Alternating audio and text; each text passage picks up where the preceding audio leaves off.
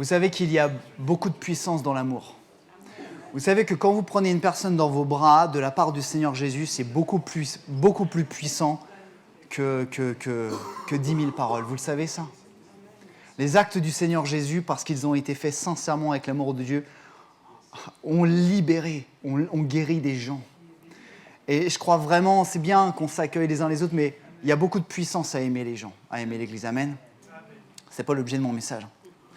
Voilà, on est heureux ce matin de se retrouver. Si vous nous suivez via YouTube, on est heureux que vous puissiez nous suivre, que le Seigneur vous bénisse. On est heureux aussi ce matin de revoir Jam et Sylvette qui nous ont fait la surprise de revenir. On ne sait pas comment il est arrivé, mais il est arrivé. Gloire à Dieu. Seigneur les bénisse. Et justement, c'est marrant que je parle de Jam et Sylvette parce que ce matin, je voudrais apporter un message sur la vraie fidélité. Sur la fidélité. Et vous savez, on est toujours dans ce thème de l'Église forte. Et l'Église, elle est forte, donc l'Église au sens des gens, des chrétiens, hein, elle est forte parce qu'elle est fidèle et elle est forte quand elle est fidèle. Vous me suivez? Elle est forte parce qu'elle est fidèle et elle est forte lorsqu'elle est fidèle. Et je me suis posé la question, on parle de fidélité dans nos chants de louanges, dans la Bible, il est parlé de fidélité, mais qu'est-ce que la fidélité? Qu'est-ce que la fidélité? Le dictionnaire nous dit que la fidélité, c'est la constance, la régularité à remplir ses engagements. Donc je me suis dit, il n'y a pas de fidélité s'il n'y a pas d'engagement. Vous êtes d'accord avec moi? Pour qu'il y ait fidélité, il faut qu'il y ait un engagement. Quel type d'engagement pouvons-nous prendre? Dans la vie, on en a plein. Il y a l'engagement par rapport à notre parole. Est-ce que vous avez déjà rencontré des gens autour de vous qui vous ont dit « Pas de problème, tu peux compter sur moi ». Et le jour où vous avez besoin, est-ce que je suis le seul à avoir rencontré des gens comme ça? L'engagement par rapport à notre parole, et c'est biblique, hein, que ton oui soit oui et que ton non soit non. On peut également s'engager à travers un petit papier qu'on appelle un contrat de travail. Quand on signe notre contrat de travail, d'ailleurs je crois que c'est obligatoire de le signer, hein, notre contrat de travail, on s'engage à respecter des horaires, des tâches, des valeurs d'entreprise. Autre type d'engagement, il y a l'engagement de l'amour à travers le mariage. Nous croyons, nous, enfants de Dieu, chrétiens, nous croyons à l'institution du mariage. En tout cas, moi, j'y crois. Vous y croyez-vous? Pourquoi? Parce qu'aux yeux de Dieu, l'homme et la femme doivent s'unir, devenir un physiquement et spirituellement. Et c'est à travers l'institution du mariage qu'on s'engage pour la vie. Alors en France, le mariage, c'est passer devant un officier de l'état civil. En tout cas, nous y croyons. Et quand je m'engage, quand j'ai demandé à mon épouse Isabelle de devenir ma femme, je me suis engagé. La fidélité, c'est est-ce que je tiens ces engagements? Et merci Seigneur, nous les tenons depuis 16 ans maintenant. Amen, hein? 16 ans, ça fait. Hein? Avec ma femme, c'est multiplié par 2, ça fait 32. Je devrais dire avec moi. Engagement, un autre type d'engagement. Quand tu as fait des enfants, quand tu as eu des enfants, tu t'es engagé familialement. Parce que faire des enfants, c'est une responsabilité. Donc tu t'es engagé à les élever, à les protéger.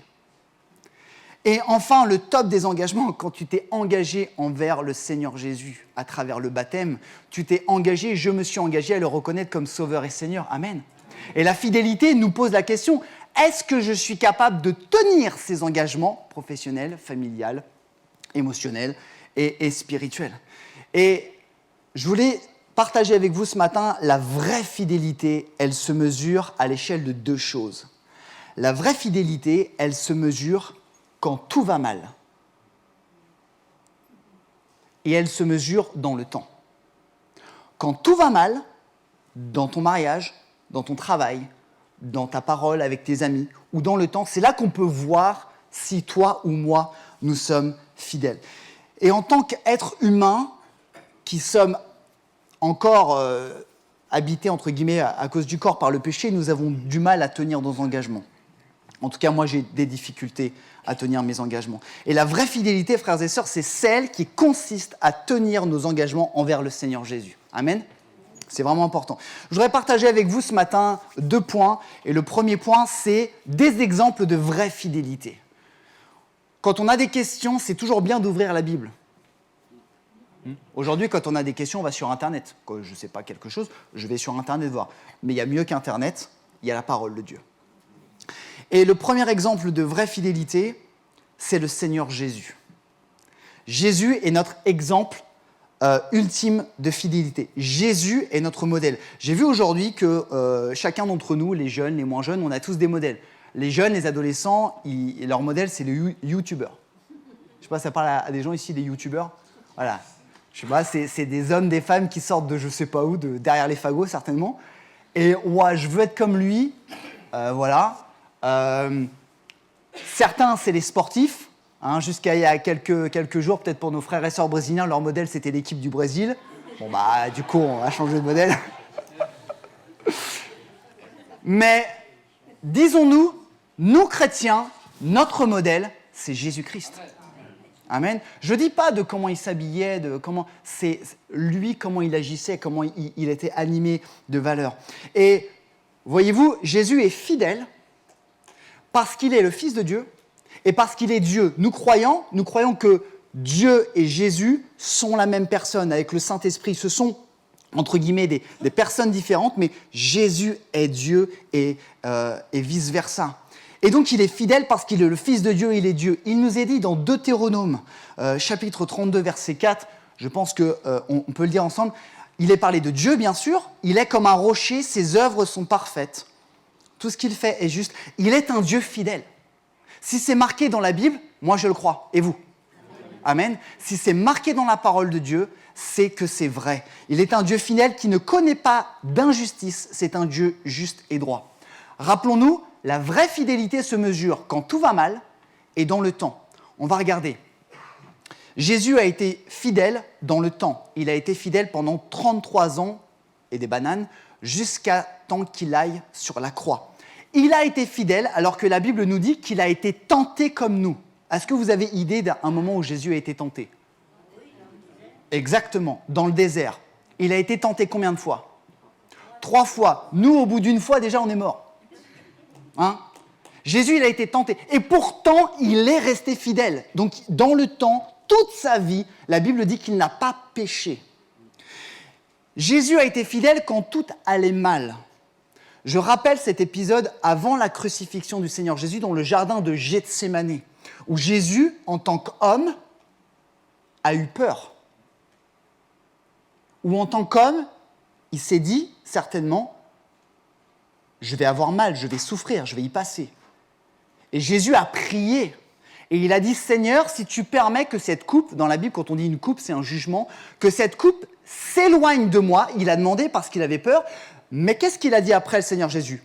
Non pas ma volonté, mais la tienne. Donc, y compris quand tout allait mal, dans le plus noir, Jésus est resté fidèle.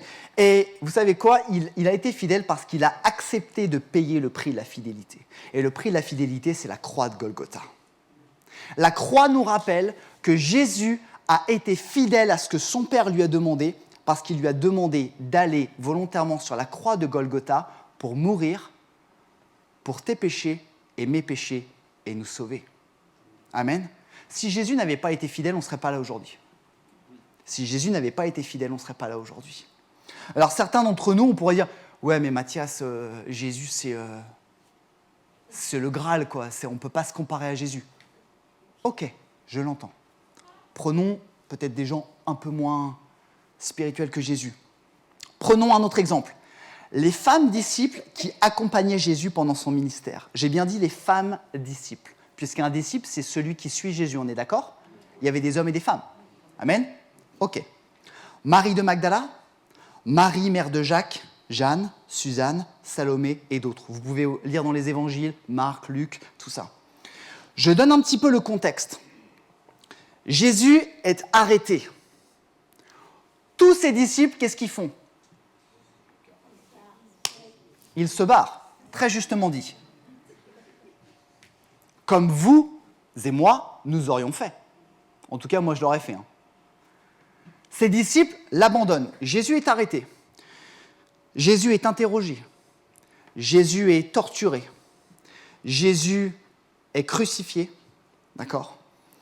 Et la Bible nous dit qu'au moment le plus noir de l'histoire de, entre guillemets, la chrétienté, au moment où Jésus, qui était vu, qui est le Messie, mais qui était vu comme le Messie, au moment où Jésus pousse un cri et expire, au moment le plus noir, il nous est dit, Marc chapitre 15, verset 40, « Il y avait aussi là quelques femmes qui regardaient de loin. » L'évangile de Luc nous disait près de la croix, donc on ne sait pas à quelle distance, mais elles étaient là. Parmi elles, Marie de Magdala, Marie la mère de Jacques, le jeune, et de Jose, ainsi que Salomé. Quand il était en Galilée, c'était elle qui l'avait suivi en étant à son service. Il y avait aussi beaucoup d'autres femmes qui étaient montées avec lui à Jérusalem. Ils sont où les bonhommes, là? Ils sont où les hommes, là?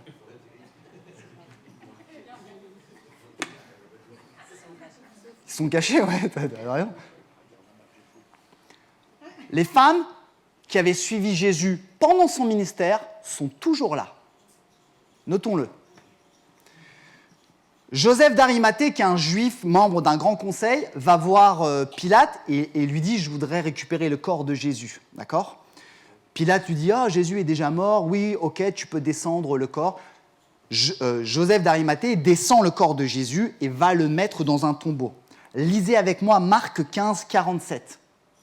Marie de Magdala et Marie, mère de Jose, regardaient où il était. Elles sont encore là. Ok. Vous savez, Jésus a été crucifié la veille d'un sabbat, donc c'est le vendredi, hein, c'est bien ça, puisque le sabbat c'était le samedi. Et en fait, le sabbat, on ne pouvait rien faire. C'est comme nous, les soirs de match de l'équipe de France en France, on ne peut rien faire. Ok ? Et donc, il a été crucifié le jeudi, on l'a mis dans le tombeau, et le samedi, il ne se passait rien. Et donc, on parle du dimanche maintenant. Suivez avec moi dans Marc 16, 1. Quand le sabbat fut passé, c'est-à-dire quand le samedi fut passé, parce que les Juifs n'avaient pas le droit de faire, ils ne devaient pas travailler, ils ne devaient pas se rendre voir les gens, ils ne devaient pas travailler au jour du sabbat. Quand le sabbat fut passé, Marie de Magdala, Marie mère de Jacques, Salomé achetèrent des huiles aromatiques pour aller embaumer le corps de Jésus. Il était encore très tôt, le dimanche matin, lorsqu'elles arrivèrent au tombeau. Le soleil se levait. En chemin, elles s'étaient demandé les unes aux autres « Qui nous roulera la pierre qui ferme l'entrée du tombeau ?» Elles sont encore là. Elles ne savent pas comment elles vont rouler la pierre, parce que ça devait être une pierre certainement de plusieurs centaines de kilos. Elles sont encore là. Quand tout va mal, on mesure la fidélité des gens. Ces femmes qui étaient méprisées à l'époque socialement, parce que, je ne sais pas pourquoi, où il y a eu un bins, mais on considérait que les femmes étaient moins évoluées que les hommes, alors on sait tous que c'est faux.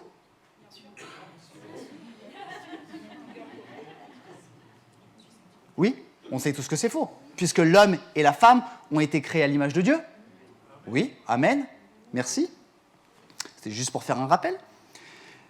Ces femmes qui ont été méprisées socialement ont tenu leur engagement avant la crucifixion, pendant la crucifixion, après la crucifixion, alors que tous les hommes, à part la Bible nous dit que Jean était près de la croix, à part que tous les autres disciples, y compris celui qui avait une grande gamelle, Pierre, qui disait, ils se sont volatilisés.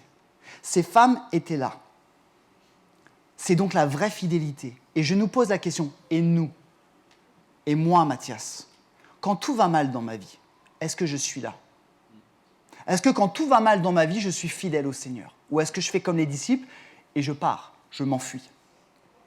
Le résultat de la fidélité de ces femmes, bien sûr, ça a plu à Dieu, mais vous savez quoi ? Dieu a récompensé la fidélité de ces femmes sur la terre.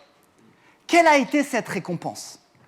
Il leur a donné l'opportunité de donner le scoop de la résurrection. Vous savez ce que c'est un scoop ? Oui ? Imaginez, on vous dit, je dis à ma belle-sœur Nadège, Nadège, j'ai un scoop mondial. Je souhaiterais que tu l'annonces sur BFM TV. Non, alors peut-être pas BFM.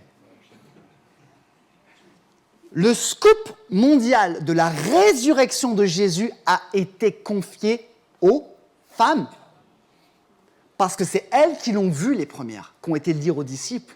Et Jésus a honoré cette fidélité. Et le Seigneur nous récompense, et plus qu'il nous récompense quand nous sommes fidèles, quand tout va mal, il veut nous utiliser. Et il a donc utilisé les femmes pour annoncer cela. Lisons des paroles de David dans 2 Samuel 22, je ne sais pas si je l'ai mis, merci. C'est David qui parle. « L'Éternel m'a récompensé puisque je suis resté fidèle aux voies qu'il a prescrites. Je n'abandonne pas mon Dieu pour m'adonner au mal. » Quand nous sommes fidèles au Seigneur, quand tout va mal et sur la durée, alors le Seigneur nous récompense et le Seigneur nous utilise. Est-ce que vous le croyez ? Amen, mais ça a un coût. Deuxième point, une question que je nous pose à nous tous. Suis-je constant dans mes engagements envers Dieu ? Autrement dit, est-ce que je suis vraiment fidèle, moi, personnellement ? Prenons le temps de mesurer et de nous rappeler la grandeur de notre engagement vers Dieu. Prenons juste 10 secondes. Rappelons-nous les paroles que nous avons prononcées le jour de notre baptême. Est-ce qu'il y a des gens qui ont été baptisés, baptême de l'adulte ici ? Ok. Est-ce que vous vous rappelez de ce que vous avez prononcé ? Si vous ne vous rappelez pas, demandez à quelqu'un qui était là. Maman. Seigneur, en peu de choses près, hein, je te suivrai, je te promets fidélité, hein, jusqu'à la mort. Tu es mon sauveur et mon Seigneur. C'est quand même un gros engagement, ça. Hein. La hauteur de l'engagement. La hauteur de l'engagement. Tenons-nous cet engagement quand tout va mal, frères et sœurs. Quand tu es frappé par la maladie, quand tu es dans l'épreuve, quand le monde autour de toi, quel qu'il soit, professionnel, émotionnel, quand tout s'écroule autour de toi, quand tout s'écroule autour de moi, suis-je capable de tenir mon engagement et de reconnaître Jésus comme mon sauveur et mon Seigneur ? Vous savez, j'ai souvent remarqué, nous, pour le fait que Jésus soit notre sauveur, pas de problème. Hein ? On veut qu'il nous sauve, on veut qu'il nous permette d'aller au paradis, il n'y a aucun souci. Par contre, le fait que Jésus soit notre Seigneur, des fois, c'est un peu compliqué. Non ? Hein ? Sauveur, facile ? Oui, Jésus, mon sauveur, tu me sauves, la vie éternelle, le paradis, génial. Seigneur, compliqué. Dès que le prix de la fidélité est trop haut pour moi, la fidélité envers Dieu, dès que le prix est trop haut, j'abandonne mes engagements. Je ne suis pas prêt à porter la croix dont Jésus a parlé à ses disciples. Vous connaissez ce texte ? Que celui qui veut me suivre prenne sa croix et qu'il me suive. Hein ? D'accord ? Mais parce que je n'ai pas envie de la porter, la croix. Je dis, Seigneur, je te suivrai. Bon, suis-moi, prends ta croix, tu es en galère là, mais qu'est-ce que tu fais ? Oh non, je ne peux pas porter la croix, elle est trop lourde. Et je voudrais prendre des exemples précis, frères et sœurs, et je ne veux absolument juger personne, mais le Saint-Esprit me pousse à être très précis pour que chacun dans notre vie, on puisse se poser cette question. Quand tout va mal, quand je n'ai pas de réponse à mes prières, je lâche la croix de la prière et j'arrête de prier. Quand je ne comprends pas ce qui se passe dans ma vie ou quand je ne comprends pas la parole de Dieu, je lâche la croix de la lecture de la Bible et j'arrête de lire la Bible. Quand j'ai une difficulté par rapport à quelqu'un à qui je témoigne de l'Évangile ou parce qu'on s'est moqué de moi au travail, j'arrête de témoigner. Quand je suis fatigué ou quand je suis malade, on est tous fatigués, c'est l'hiver, on le sait tous, d'accord ? On a tous besoin de 17 heures de sommeil dans la nuit, de vitamine D et puis surtout de chocolat au lait. Quand je suis fatigué et malade, je ne porte plus la croix de mon église locale et j'arrête de fréquenter mon église locale. Je ne viens plus aux rencontres de prière. Parce que quoi ? Parce que je ne suis pas prêt à payer le prix de « Oh, il fait froid ». Ah, il fait nuit, je vais sortir pour me rassembler avec d'autres chrétiens. Je vais encore plus loin. Permettez-moi. Quand je suis en pleine récession économique, quand je suis en pleine crise économique, quand il y a la guerre en Ukraine, quand le prix de l'essence augmente, je refuse de porter le prix de la croix et de continuer à soutenir l'œuvre de Dieu, donc j'arrête de donner. Pourquoi ? Il y a plein de raisons légitimes. Oui, il y a la crise économique. Mais est-ce que le Seigneur Jésus, il a dit « Ah ben non, c'est la crise économique, je ne vais pas monter sur la croix ». Non. Pardonnez-moi si je vous choque, mais la vraie fidélité, c'est quand tout va mal. On est d'accord ? Est-ce que je suis capable de tenir mes engagements quand tout va mal, ou au premier caillou, je m'effondre. Je voudrais prendre un exemple dans la Bible qui est très parlant, qui moi me parle beaucoup, dans le livre de Daniel. Alors je ne sais pas si vous avez déjà lu le livre de Daniel, mais c'est une super histoire d'un homme appelé Daniel, ok, puisque ça s'appelle Daniel. Chapitre 3, versets 16 à 18. Avant qu'on puisse le lire, je donne le contexte. Jérusalem est envahie par les Babyloniens, le roi Nabuchodonosor. Répétez après moi, Nabuchodonosor. Ouais, enfin bon, bref. C'est un peu du normand, ça. Hein. Nabuchodonosor, ils déportent des gens et ils choisissent tous les meilleurs jeunes juifs, ceux qui sont intellectuels en bonne santé, et ils emmènent à Babylone. Et à un moment donné, ce roi qui avait la folie des grandeurs, comme beaucoup de grands rois encore aujourd'hui, fait ériger une petite statue de lui-même de 30 mètres de hauteur. Sympa, hein? Et il demande à tous ceux qui sont à Babylone, au son de la trompette, de se prosterner devant cette statue. Or, il y a des jeunes juifs qui refusent de se prosterner parce que eux, ils se prosternent uniquement devant Dieu. Ok ? Donc, comme il y avait des rapporteurs à l'époque, il y a des gens qui ont été voir le roi et qui ont dit « Ces jeunes juifs-là ne se prosternent pas devant lui. » Ces jeunes s'appelaient Shadrach, Meshach et Abed-Nego. Le roi les convoque et leur dit « Il y a un problème, les jeunes, là. Si vous ne vous prosternez pas, je vais vous mettre dans la fournaise. Donc, je vous donne encore une petite chance. » Voilà ce que les jeunes juifs lui répondent. Et on va lire la fin. « Au roi Nabuchodonosor, il n'est pas nécessaire de te répondre sur ce point. Si le Dieu que nous servons peut nous délivrer de la fournaise où brûle un feu ardent, ainsi que de tes mains, au roi, qu'il nous délivre. Regardez la suite. Regardez le culot, le toupet, la foi.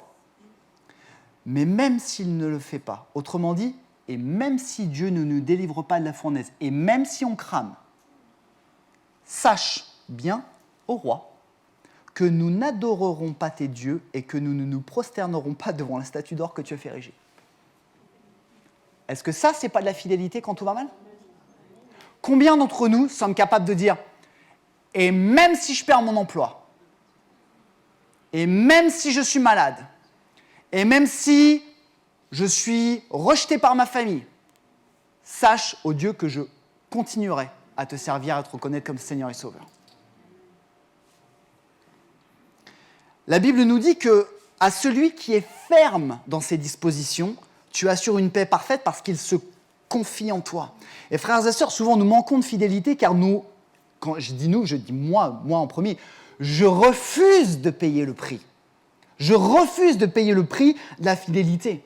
Et en refusant de payer le prix de la fidélité, je ne peux pas grandir dans la fidélité. Parce que vous savez très bien, la fidélité, c'est comme le sport. Je vais encore plus loin. Je crois que c'est Alexis qui le disait dernièrement. Quand je fais travailler mes muscles, c'est dur, ça fait mal, mais je progresse. Si ça fait pas mal, quand je travaille, quand je fais du sport, c'est que je ne travaille pas assez. La fidélité, c'est ça. Si je n'éprouve pas ma fidélité et que je lâche l'affaire à chaque fois que c'est dur, comment est-ce que je vais grandir dans la fidélité ? Avons-nous pensé à ça ? Comment est-ce que je grandis ? Une dernière pensée, tenons-nous cet engagement dans la durée. Je rappelle, la fidélité, c'est quand tout va mal et dans la durée. Jésus a dit à ses disciples et à nous-mêmes, « Suis-moi, peu importe la durée de la conversion, que tu sois converti depuis 5 minutes ou 40 ans, notre fidélité devrait durer dans le temps. » Amen. Et je ne voudrais pas les mettre à l'honneur, mais quand je vois jamais Sylvette, frères et sœurs qui ont été fidèles pendant des années, qui continuent à être fidèles, c'est un exemple pour moi. Dans la durée, notre frère, tonton, t'as quel âge ? 92, 93 ? Il ne sait plus. Entre 90 et 100. 92. Fidélité dans le temps. Et j'aimerais aller encore plus loin pour terminer. Est-ce que vous me permettez d'aller plus loin ? Oui ? Oui ? Ok. Attention, hein, ça va décoiffer. Notre fidélité ne devrait pas seulement durer dans le temps. Notre fidélité devrait se développer dans le temps. Elle devrait augmenter dans le temps. Je m'explique. Plus tu vis avec le Seigneur Jésus, plus tu connais le Seigneur Jésus, plus le Seigneur Jésus agit en toi, plus le Saint-Esprit agit en toi, plus tu te rends compte, plus je me rends compte que je ne lui donne pas assez, plus j'ai envie de lui donner plus. Est-ce qu'il y a un homme ou une femme qui voudrait dire Amen ce matin ? Ne le dites pas pour me faire plaisir, dites-le parce que vous le croyez. Je vous donne un exemple, et pardonnez-moi de me mettre mais comme ça, en exemple, comme ça je froisse personne. Depuis que je suis croyant, depuis que j'ai donné ma vie au Seigneur Jésus, je suis de plus en plus fidèle avec lui parce que le Seigneur et le Saint-Esprit me poussent à vouloir être plus fidèle. Ça veut dire que depuis que je suis croyant, je lis de plus en plus la Bible. Je prie de plus en plus. J'aime de plus en plus les non-croyants. Je prêche de plus en plus de l'Église. Et pardonnez-moi, je veux consacrer une part de plus en plus grande de mon argent au Seigneur, à l'avancement du royaume de Dieu. Pourquoi ? Mais parce que quand on connaît le Seigneur Jésus, en fait, il agit en nous et on veut lui donner plus, on veut être plus fidèle. Vous me suivez ? Donc c'est tenir sa fidélité dans le temps, c'est même pas satisfaisant pour le Seigneur. Parce que le Seigneur, il agit en nous à chaque fois de plus en plus et on veut aller plus loin. Ça veut dire que normalement, aujourd'hui on est le 11 décembre, je suis censé être plus fidèle le 11 décembre que le 8, mais je suis censé être moins fidèle le 11 décembre que le 11 décembre 2023. Vous me suivez ? Et c'est ça, parce que le Seigneur travaille dans nos cœurs.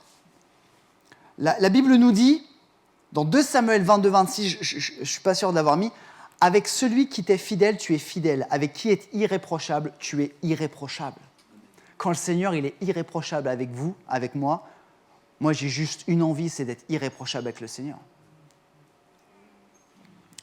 Et je voudrais terminer. Vous savez, avec ces femmes disciples, Jésus a récompensé leur fidélité et les a utilisées. Et Jésus veut nous utiliser aussi. Jésus, toi qui es là ce matin, peut-être toi qui suis sur YouTube, Jésus désire t'utiliser. Et je veux m'arrêter là pour vraiment le dire à chacun d'entre nous. Dieu désire t'utiliser. Mais il ne pourra pas t'utiliser si tu n'es pas fidèle. Tu seras sauvé. On ne parle pas de perdre son salut ici. On parle de ce que Dieu va faire de toi. On parle de ce passage dans la Bible qui t'est dit, qu'on connaît tous par cœur, « Bon et fidèle serviteur, entre dans la joie de ton maître ». Vous connaissez ce passage ? Dieu veut t'utiliser pour une chose.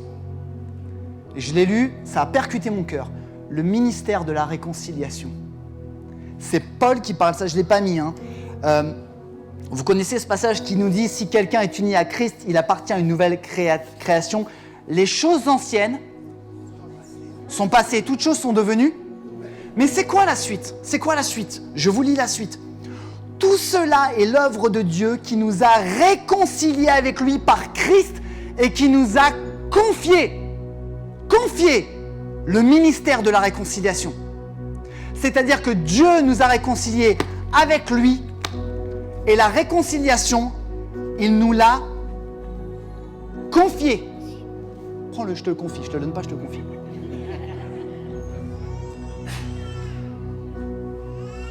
Mais Jésus, Dieu nous confie ce ministère de la réconciliation pour que nous puissions dire au monde, aux gens qui ne connaissent pas le Seigneur, Dieu a envoyé Jésus pour toi, pour te réconcilier avec lui. Mais il ne nous utilisera pas si nous manquons de fidélité et dès que tout va mal, il n'y a plus personne. Il ne va pas nous utiliser, oui, il utilisera peut-être certains hommes, certaines femmes, mais le but de Jésus, ce n'est pas d'utiliser une élite. Le but de Jésus, de Dieu, c'est d'utiliser l'Église. Amen. Et je voudrais vraiment nous sensibiliser, prendre un temps ce matin. Chacun d'entre nous, moi le premier, nous avons des occasions de demander pardon au Seigneur parce que nous avons manqué, nous manquons de fidélité. C'est pas à moi de te dire tu manques de fidélité dans ci, dans ça. C'est au Saint-Esprit de te le révéler et c'est à toi, à moi, avec humilité de dire Seigneur, c'est vrai. Là, j'ai manqué de fidélité. Là, dans cette épreuve, j'ai tout lâché. Là, j'ai fait ce choix-là. J'ai manqué de fidélité. J'ai pas payé le prix. Et je te demande pardon. Est-ce qu'on peut se mettre devant le Seigneur ? Est-ce qu'on peut prier ensemble ? Seigneur, Vraiment, mettons-nous devant le Seigneur ce matin. Je prie, frères et sœurs, que vraiment le Saint-Esprit puisse agir dans nos cœurs. Seigneur Jésus. Seigneur, je te demande pardon. Frères et sœurs, laissons le Saint-Esprit peut-être nous révéler les moments, les endroits de notre vie où nous avons manqué de fidélité. Et je vous en conjure, frères et sœurs, ou toi qui es là, reviens au Seigneur. Demande-lui pardon. Engage-toi à faire preuve de plus de fidélité, y compris quand tout ira mal. Seigneur Jésus. Seigneur Jésus. Seigneur Jésus. Conduis-nous.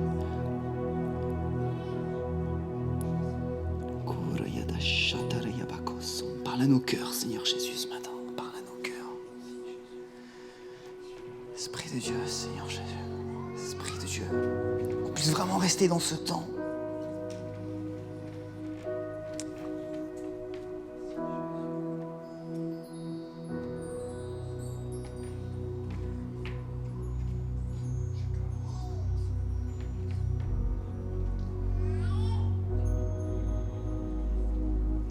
Seigneur Jésus. Je voudrais inviter tous ceux et celles qui désirent ce matin, comme moi, s'engager à plus de fidélité envers le Seigneur, à pouvoir se lever à leur place. Seigneur Jésus. Moi, le premier, je veux me mettre debout. Je veux être davantage fidèle envers le Seigneur, chaque jour.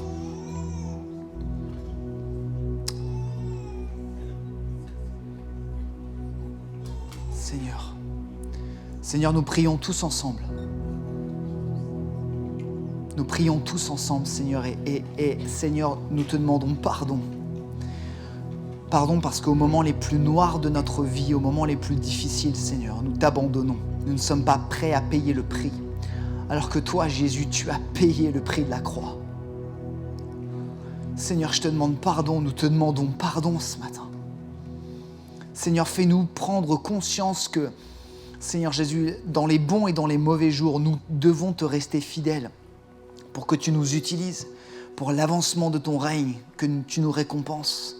Aide-nous aussi à être des moyens d'encouragement pour les gens qui sont autour de nous, pour les encourager à être davantage fidèles. Seigneur, je te prie pour chaque personne qui est dans cette salle. Je te prie aussi pour les personnes qui visionnent peut-être cette vidéo. Et je sais que chacun d'entre nous, dans les jours qui vont venir, nous allons avoir des tests ou des occasions de t'être fidèles. Et Seigneur, je prie que le Saint-Esprit, à ce moment précis, puisse nous rappeler le prix de la croix, puisse nous donner, Seigneur Jésus, ce zèle, cette foi et cette fougue de te rester fidèle, cette paix, Seigneur Jésus. Que tu puisses nous aider à grandir dans la fidélité, quelle qu'elle soit. Que tu puisses nous aider à porter notre croix, et pas la porter en pleurant, mais la porter avec joie, la porter avec persévérance. Seigneur, je prie pour chaque personne ce matin. Je prie pour moi-même, je prie pour mes frères et sœurs. Et que vraiment, Seigneur Jésus, toi, tu puisses être élevé, que ton Église, que l'Église de Jésus soit fidèle. Au nom de Jésus, j'ai prié. Amen. Amen. Que le Seigneur vous bénisse. Merci à tous.